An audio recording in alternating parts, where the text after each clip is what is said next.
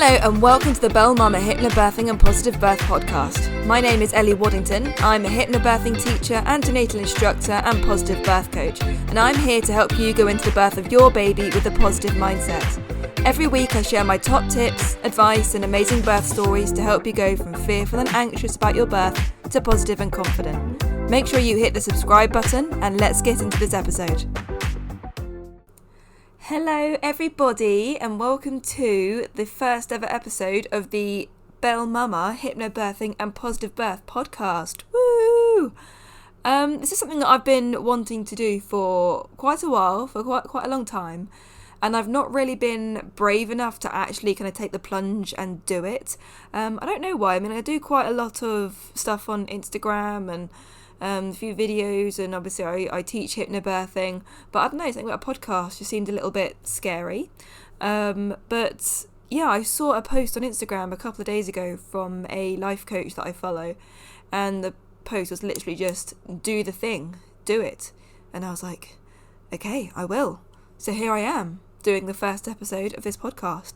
So I thought this first episode would be just a little bit about me, just introducing myself, who I am, what I do, a little bit about hypnobirthing and why I teach hypnobirthing and positive birth. So hi, my name's Ellie.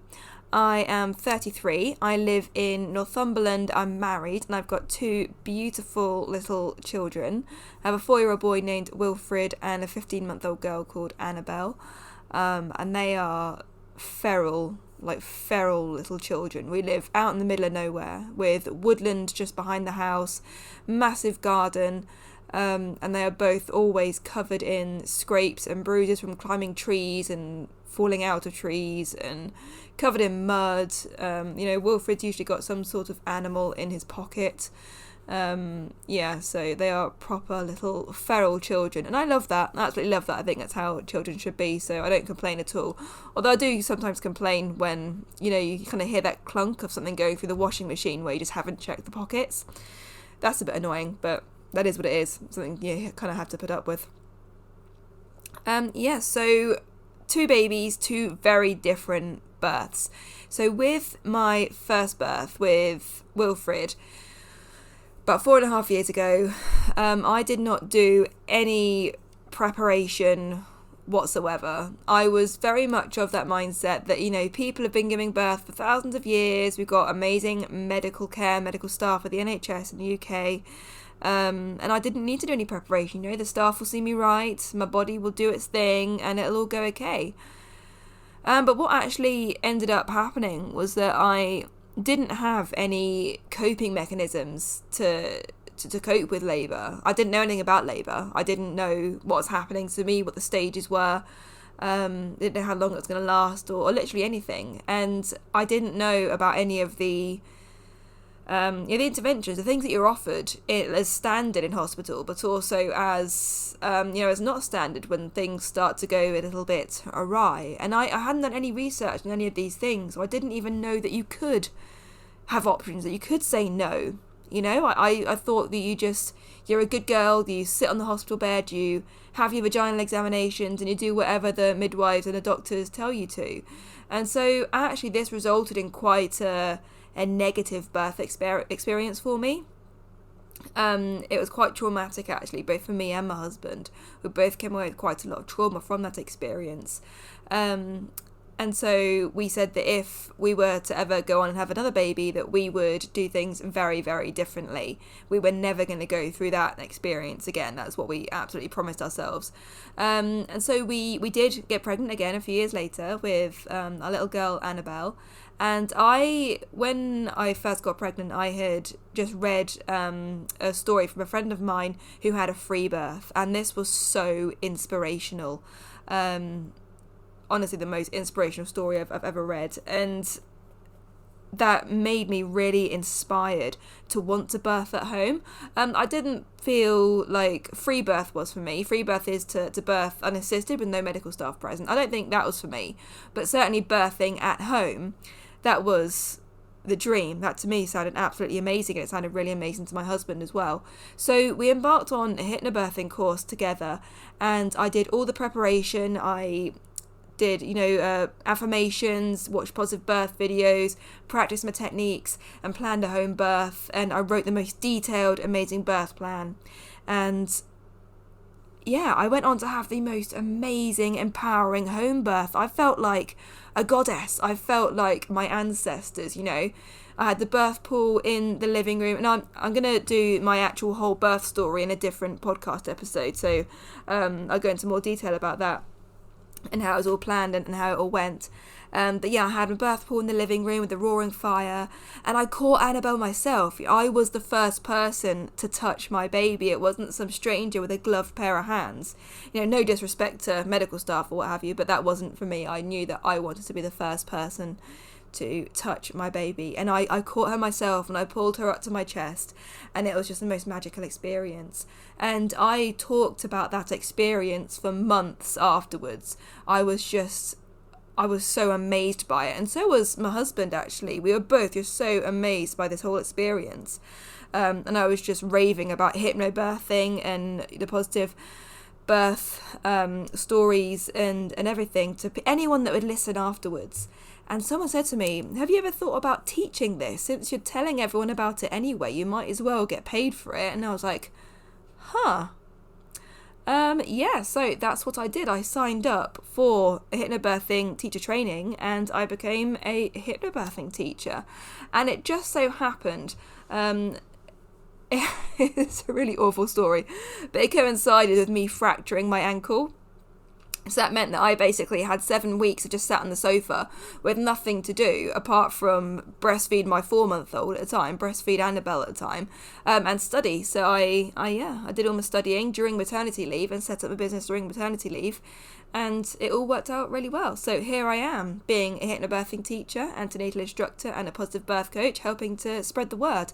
And I absolutely love helping couples have a positive birth experience. When I work with a couple, I don't just work with the pregnant person, I also work with their birth partner as well to teach them how to best support the birthing partner.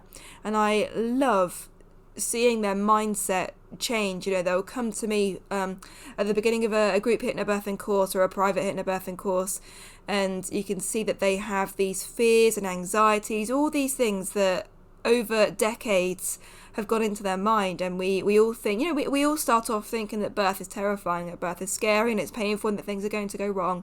But I just love that transformation when at the end they finish their course and they're doing their affirmations, they're doing their daily relaxations, and they start to feel really, really confident. And then they'll say something like, I'm looking forward to my birth, and that's what I absolutely love. I absolutely love working with people and seeing that transformation.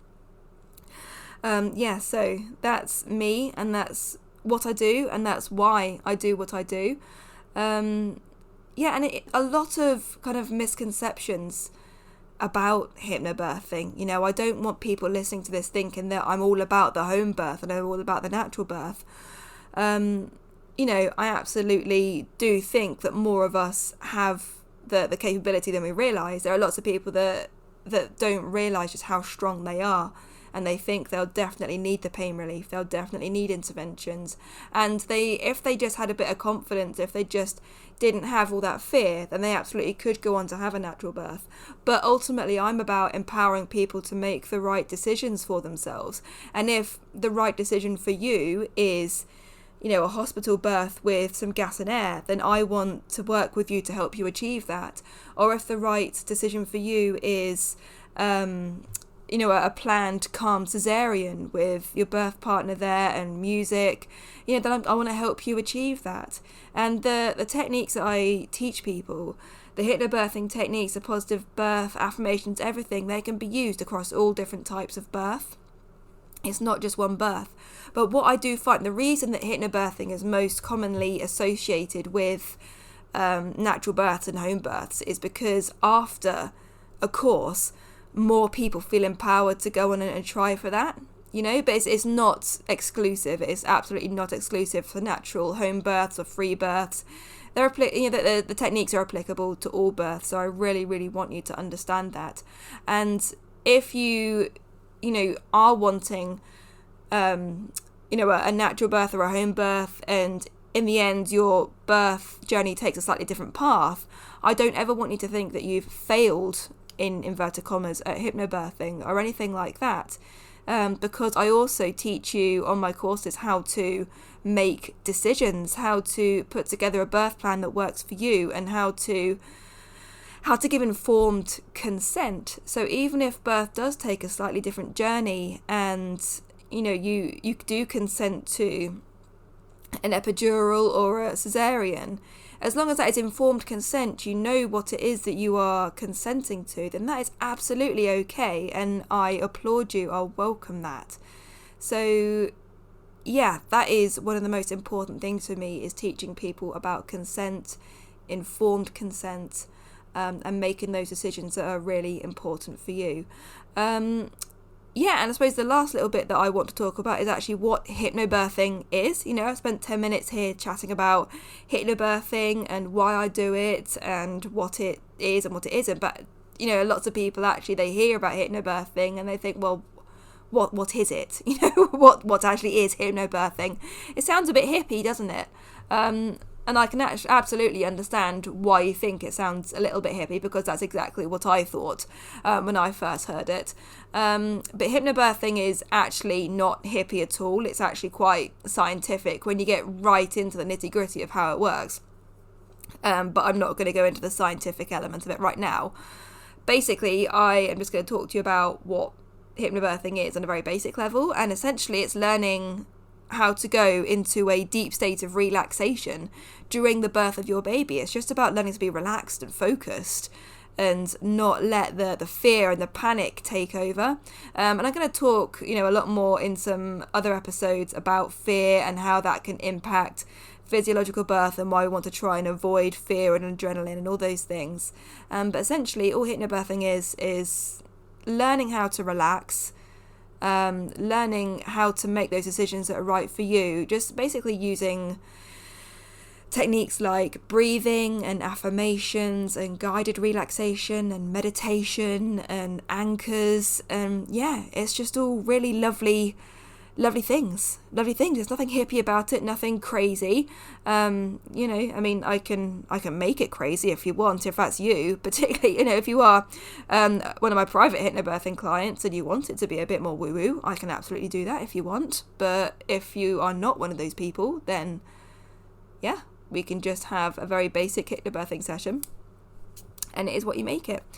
So I hope that I have answered a few questions, and I've introduced myself. This is just the first episode of many. I'm going to tune out now, and I hope to see you in some further episodes. Do hit the subscribe button so that you do get notified of any new episodes. I hope you have a lovely day wherever you are, whatever you're doing, and I'll speak to you again soon. Bye!